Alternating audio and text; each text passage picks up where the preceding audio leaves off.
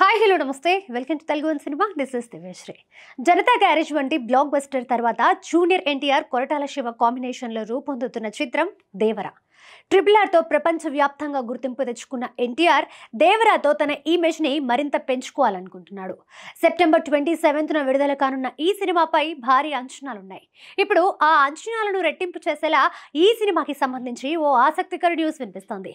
అదేంటంటే ఇందులో సొరచాపతో ఎన్టీఆర్ తలపడే సన్నివేశం ఉందట.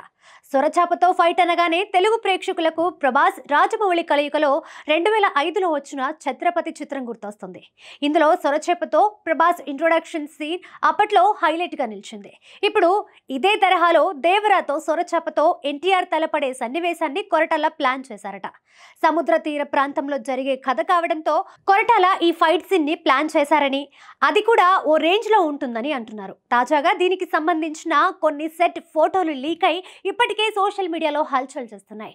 దీంతో సొరచాపతో ఎన్టీఆర్ ఫైట్ ఎలా ఉంటుందోనని అభిమానులు ఎంతో ఎక్సైట్ అవుతున్నారు. 2005తో పోలిస్తే ఇప్పుడు టెక్నాలజీ పరంగా, గ్రాఫిక్స్ పరంగా తెలుగు పరిశ్రమ ఎంతో అభివృద్ధి చెందింది. ఇప్పుడున్న వనరులతో సొరచాప ఫైట్ ని సరిగ్గా తెరకెక్కిస్తే వెండి తెర మీద అదిరిపోతుంది అనడంలో సందేహం లేదు. RRRలో పులితో ఎన్టీఆర్ సన్నివేశాలు ఎలాగైతే హైలైట్ గా నిలిచాయో దేవరాలో కూడా ఆ స్థాయి సన్నివేశాలను కొరటాల ప్లాన్ చేసినట్లు సమాచారం.